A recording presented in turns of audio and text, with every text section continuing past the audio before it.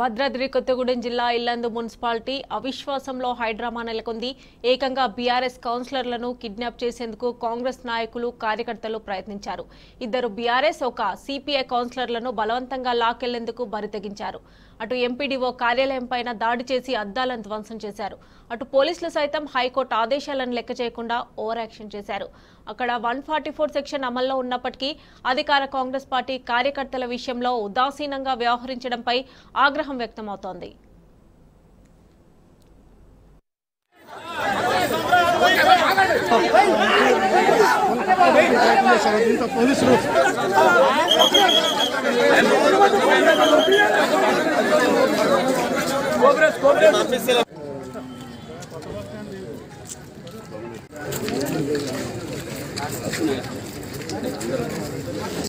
DSP గారు ఇక్కడికి వచ్చిన వ్యక్తిని తీసుకెళ్లారు. I want him right now.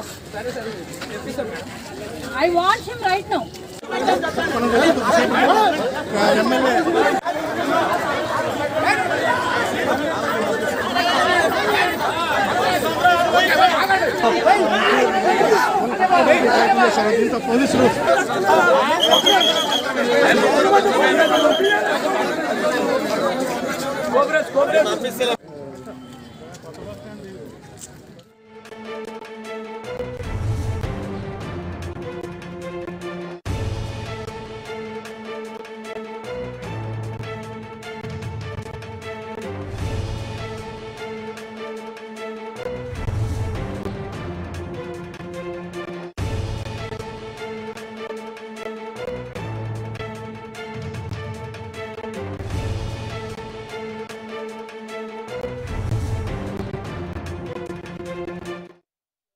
Bhadradri Kothagudem జిల్లా ఇల్లందు మున్సిపాలిటీలో అవిశ్వాసం హైడ్రామా నెలకొంది.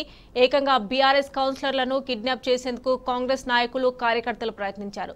దీనికి సంబంధించి మరిన్ని డీటెయిల్స్ మా ప్రతినిధి సాంబా అందజేస్తారు. సాంబా, మున్సిపాలిటీలో ప్రస్తుతం ఎవరైతే మున్సిపల్ చైర్మన్ కొనసాగుతున్నారో డీవీని తొలగించాలని మున్సిపల్ లో ఉన్నటువంటి దాదాపు 17 మంది పైన బీఆర్ఎస్ కార్పొరేటర్లు అవిశ్వాస తీర్మానం ఇచ్చారు. దాని మీద ఇవాళ ఓటింగ్ నిర్వహించేటువంటి క్రమంలో అవాంఛనీయ సంఘటనలు జరిగాయి. రాజ్యాంగాన్ని కాపాడతామని చెప్పి ప్రమాణం చేసినటువంటి ఎమ్మెల్యే స్వయంగా దగ్గరుండి బీఆర్ఎస్ పార్టీ కౌన్సిలర్లను కిడ్నాప్ చేసినటువంటి ఘటన ప్రత్యక్షంగా అన్ని మీడియా కెమెరాలకు దొరికినటువంటి పరిస్థితి కనపడుతోంది. ఈ రోజు ఉదయం ఇంత ముందు తమకు రక్షణ కల్పించాలని బీఆర్ఎస్ కౌన్సిలర్లు హైకోర్టును ఆశ్రయించారు. హైకోర్టు కూడా ఉత్తర్వులు జారీ చేసింది. అట్లాగే ఎస్పీని కూడా వారు తమకు రక్షణ కల్పించాలి, ప్రజాస్వామ్యయుతంగా అవిశ్వాస తీర్మానం ఓటింగ్ జరిగేలాగా చూడాలని ఇటు జిల్లా కలెక్టర్ను అటు ఎస్పీని కలిసి కూడా వారు విజ్ఞప్తి చేశారు. అట్లాగే హైకోర్టు ఇచ్చినటువంటి తీర్పు కాపీలను కూడా సంబంధిత పోలీస్ శాఖ అధికారులకు మంజూరు ఇచ్చి విజ్ఞప్తి చేసినటువంటి పరిస్థితి ఉంది. కానీ ఇవాళ అవిశ్వాస తీర్మానం 11 గంటలకు నిర్వహించేటువంటి క్రమంలో బీఆర్ఎస్ కౌన్సిలర్లందరూ కూడా మున్సిపల్ సమావేశ కార్యాలయానికి వచ్చేటువంటి పరిస్థితుల్లో దారి మధ్యలో అటకాయిస్తామని, హత్య చేస్తామని కూడా బీఆర్ఎస్ కార్పొరేటర్లు ఆవేదన వ్యక్తం చేస్తున్నారు, ఆరోపణలు కూడా చేస్తున్నారు. ఈ క్రమంలో ఇవాళ ఒక అవాంఛనీయ సంఘటనలు జరిగినటువంటి పరిస్థితి కనబడుతుంది.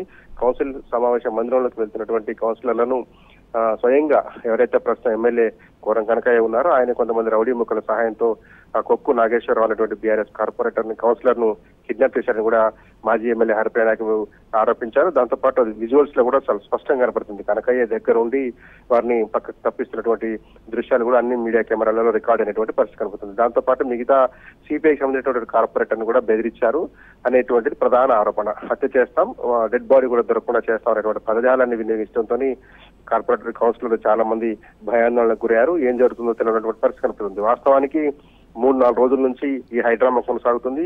ఈ నేపథ్యంలోనే వారందరూ కూడా హైకోర్టును ఆశ్రయించి రక్షణ కల్పించాలని, పూర్తి ప్రజాస్వామ్యయుత వాతావరణంలో అవిశ్వాస తీర్మానంపై ఓటింగ్ జరగాలని బీఆర్ఎస్ కౌన్సిలర్లు విజ్ఞప్తి చేశారు. హైకోర్టు కూడా అందుకు స్పందించింది.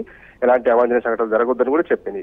ఈ పోలీసులు కూడా 144 సెక్షన్ పెట్టినట్టుగా యాక్ట్ చేశారు. కానీ ఎవరైతే బీఆర్ఎస్ కౌన్సిలర్లు కౌన్సిల్ సమావేశానికి హాజరయ్యేటువంటి సమావేశాన్ని ముందే తెలుసుకున్నటువంటి వ్యక్తులు, ఆ రూట్ మ్యాప్ ని క్యాచ్ చేసినటువంటి వ్యక్తులు కూడా కాంగ్రెస్ సంబంధించినటువంటి నాయకులు, కాంగ్రెస్ ప్రేరేపితకు సంబంధించినటువంటి కొంతమంది రౌడీలు కూడా మున్సిపల్ సమావేశ మందిరానికి రానిచ్చేదాకా వెయిట్ చేశారు. నిజానికి 144 సెక్షన్ లో అమల్లో ఉన్నటువంటి పరిస్థితుల నేపథ్యంలో ఇక్కడికి ఎవరు రాకుండా, అంటే ఏ ఇద్దరు కూడా గుమికూడకుండా చూడాల్సినటువంటి బాధ్యత పోలీసుల మీద ఉంటుంది. కానీ ఇవాళ జరిగినటువంటి సంఘటన చూస్తే కనుక కౌన్సిలర్లు కౌన్సిల్ సమావేశానికి హాజరయ్యడానికి ముందు వీరందరినీ ఫ్రీగా వదిలేశారు. వారంతా కూడా కౌన్సిల్ సమావేశ హాల్ ముందు మాత్రమే ఉన్నారు. ఎప్పుడైతే బీఆర్ఎస్ కౌన్సిలర్లంతా హాల్లోకి వెళ్లేటువంటి ప్రయత్నం చేశారో అప్పుడు ఆ గుంపులోంచి ఎత్తుకుపోయేటువంటి ప్రయత్నం చేశారు. ఇద్దరు ముగ్గురిని లాక్కునేటువంటి ప్రయత్నం చేశారు. అక్కడే ఉన్నటువంటి మాజీ ఎమ్మెల్యే హరిప్రియ నాయక్ అడ్డుకోవడంతో ఆమె కూడా పక్కకు దోసేశారు. గిరిజన మహిళ సాటి మొన్నటిదాకా ఎమ్మెల్యేగా పనిచేసినటువంటి విచక్షణ కూడా కోల్పోయి పక్కకు నెట్టినటువంటి దృశ్యాలు కూడా కనపడుతున్నటువంటి పరిస్థితి. మొత్తంగా అవాంఛనీయ సంఘటనలు జరిగాయి.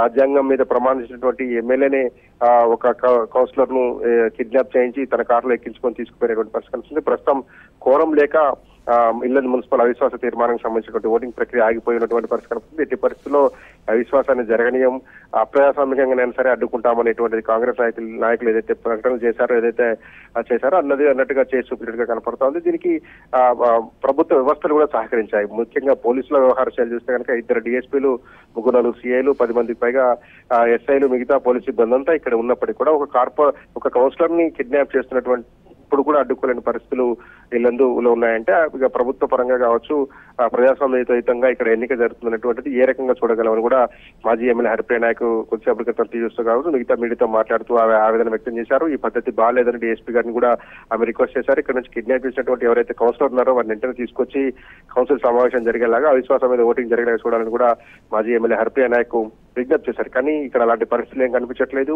కేవలం వన్ సైడెడ్ గానే వ్యవహరిస్తున్నట్టుగా ఉంది. కిడ్నాప్ చేసి తీసుకుపోయినటువంటి కౌన్సిలర్ ఎక్కడున్నారు, ఎక్కడ దాచిపెట్టారన్నటువంటి అంశాన్ని తెలియదు. అట్లాగే సిపిఐ ఏదైతే అవిశ్వాసానికి మద్దతు ఇస్తున్నటువంటి సిపిఐ కౌన్సిలర్ ను కూడా ప్రస్తుతం ఇక్కడికి తరలించిపోయారు. దీంతో 17 మంది అవసరమైనటువంటి నేపథ్యంలో కేవలం 15 మంది కౌన్సిలర్లు మాత్రమే ఇల్లందు సమావేశ మందిరంలో ఉన్నారు. దీన్ని వాయిదా వేస్తారన్నటువంటి ఒక పుకారు కూడా వాళ్లే ప్రచారంలో పెట్టారు. ఎందుకంటే కోరం లేక వాయిదా వేయాలనేటువంటి ఒక దుశ్చర్య కనపడుతుంది. కిడ్నాప్ చేసినటువంటి కుక్కు నాగేశ్వరరావు తమ ఆధీనంలో అదుపులో పెట్టుకున్నట్లయితే కనుక అవిశ్వాసం ఇంకా ఇట్లాగే వాయిదా పడుతుంటుంది అనేది వాళ్ళొక కుట్రగా కనిపిస్తుందని కూడా బీఆర్ఎస్ పార్టీ ఆరోపిస్తుంది. మొత్తంగా ఇవాళ జరిగినటువంటి సంఘటన మాత్రం ప్రజాస్వామ్యయుతంగా జరగలేదు. ఈ పద్ధతి బాగలేదని కూడా బీఆర్ఎస్ స్థానిక నాయకత్వం కావచ్చు, మాజీ ఎమ్మెల్యే కూడా ఆరోపిస్తున్నారు. Mamata. Right Samba, thanks for updates.